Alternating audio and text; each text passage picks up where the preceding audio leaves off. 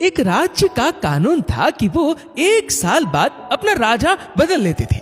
उस दिन जो भी सबसे पहले शहर में आता था उसे राजा घोषित कर देते थे और इससे पहले वाले राजा को एक बहुत ही खतरनाक और मीलों में फैले जंगल के बीचों बीच छोड़कर आते, जहां बेचारा अगर खूंखार जानवरों से किसी तरह अपने आप को बचा लेता तो भूख प्यास से मर जाता।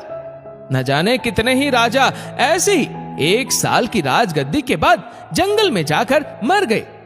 एक बार राज्य में एक नौजवान किसी दूसरे राज्य से आया और इस राज्य के कानून से अनजान था। तब सब लोगों ने आगे बढ़कर उसे बधाइयां दी और उसे बताया कि उसको इस राज्य का राजा चुन लिया गया है और उसे बड़े मान शान के साथ राजमहल में ले गए।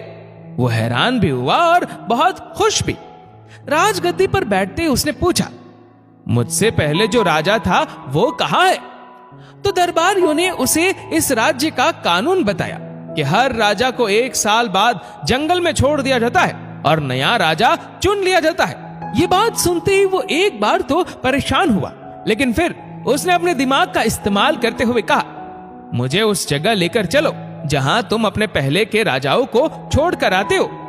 दरबारियों ने सिपाहियों को साथ लिया और नए नियुक्त राजा को वो जगह दिखाने जंगल में ले गए।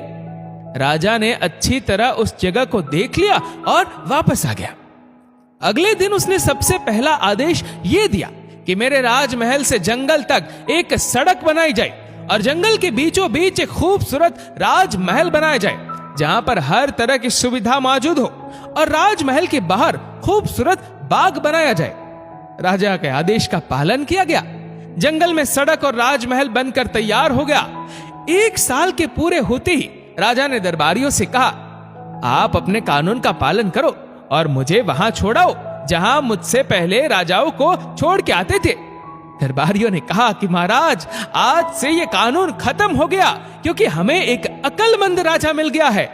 वहां तो हम उन बेवकूफ राजाओं को छोड़कर आते थे जो 1 साल की राजशाही के मजे में बाकी की जिंदगी को भूल जाते और अपने लिए कोई बंदोबस्त ना करते थे, लेकिन आपने अपने दिमाग का इस्तेमाल किया और आगे का बंदोबस्त कर लिया। हमें ऐसे ही होशियार राजा की जरूरत थी। अब आप आराम से सारी जिंदगी हमारे राज्य पर राज करें। अब हम लोग भी ये सोचे कि कुछ दिन बाद हमें भी ये दुनिया वाले एक दिन ऐसी जगह छोड़कर आएंगे जहां से कोई वापस नहीं आता, तो क्यों ना हम भी वक्त रहते हुए नेक कर्म और अपने परिवार देश के लिए कुछ करके अपने अगले सफर की तैयारी कर ले, या बेवकूफ बनकर कुछ दिनों की जिंदगी के मजों में लगे रहे और यह जन्म बर्बाद कर ले। आपकी क्या राय है? नीचे कमेंट करके जरूर बताइएगा।